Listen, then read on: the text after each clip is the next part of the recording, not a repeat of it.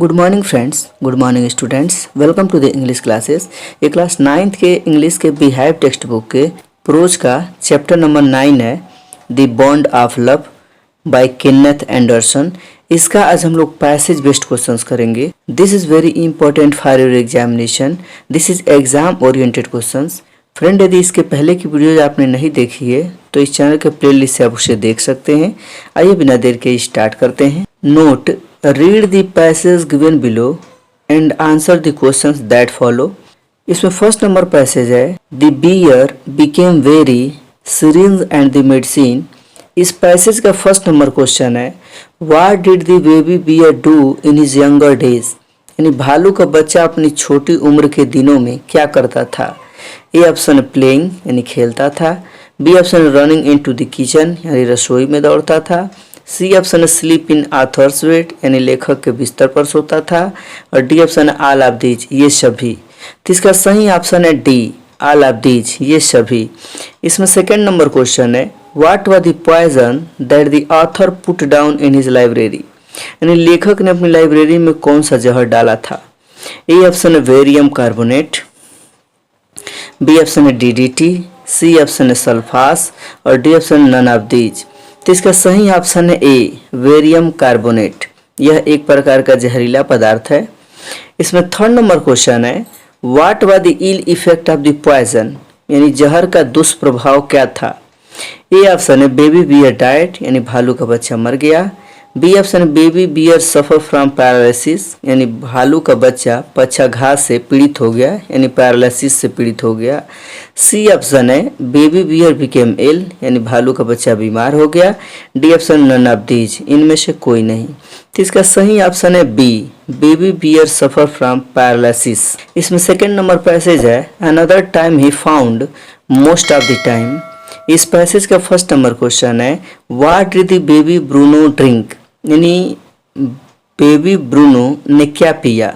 ए option है old engine oil यानी पुराना इंजन का तेल, बी ऑप्शन है पॉइजन यानी जहर, सी ऑप्शन है पेट्रोल, और डी ऑप्शन है ईटेबल ऑयल यानी खाने योग्य तेल। तो इसका सही ऑप्शन है ए, ओल्ड इंजन ऑयल यानी पुराना इंजन का तेल।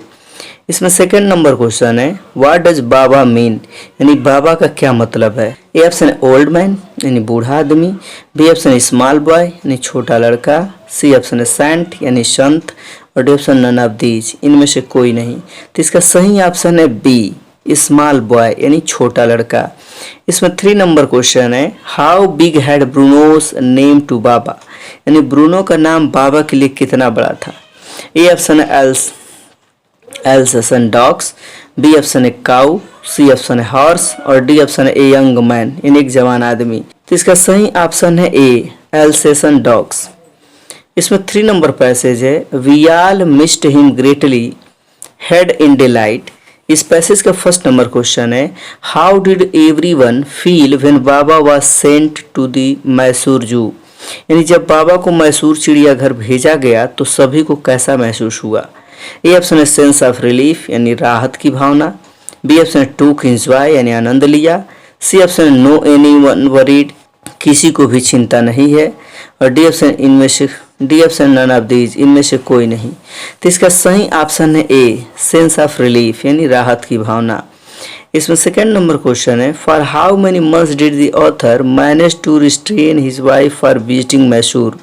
यानी लेखक ने कितने महीनों तक अपनी पत्नी को मैसूर जाने से रोका। ए ऑप्शन है फॉर 4 मंथ्स यानी 4 महीनों के लिए, बी ऑप्शन है फॉर 3 मंथ्स 3 महीनों के लिए, सी ऑप्शन है फॉर 6 मंथ यानी 6 महीनों के लिए, और डी ऑप्शन है फॉर 7 मंथ्स यानी 7 महीनों के लिए। तो इसका सही ऑप्शन है बी, फॉर 3 मंथ्स यानी 3 महीनों के लिए। इसमें 3 नंबर क्वेश्चन है, why did the writer take his wife to Mysore zoo. यानी लेखक अपनी पत्नी को मैसूर चिड़ियाघर क्यों ले गया। ए ऑप्शन है वेप्ट फॉर बाबा यानी बाबा के लिए रोई थी इसलिए, B option to see the Mysore zoo यानी मैसूर चिड़ियाघर देखने के लिए, C option to enjoy Mysore city यानी मैसूर शहर का आनंद लेने के लिए, D option none of these इनमें से कोई नहीं। तो इसका सही ऑप्शन है ए, वेप्ट फॉर बाबा यानी बाबा के लिए रोई थी इसलिए। इसमें 4 नंबर पैसेज है, hesitantly he answered for him to play with. इस पैसेज का फर्स्ट नंबर क्वेश्चन है, why did the writer and his wife go to superintendent's bungalow, यानी लेखक और उसकी पत्नी अधीक्षक के बंगले पर क्यों गए। A option to take back Baba, यानी बाबा को वापस लेने के लिए। B option to move in zoo, यानी चिड़ियाघर में घूमने के लिए। C option to take a parrot, यानी तोता लेने के लिए। और D option none of these, इनमें से कोई नहीं।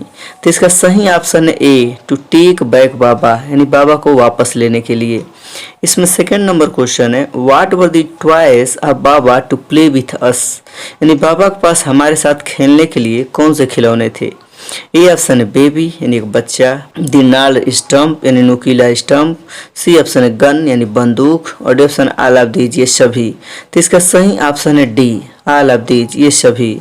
इसमें 5 नंबर पैसेज है, in a few days the coolies individual characteristics.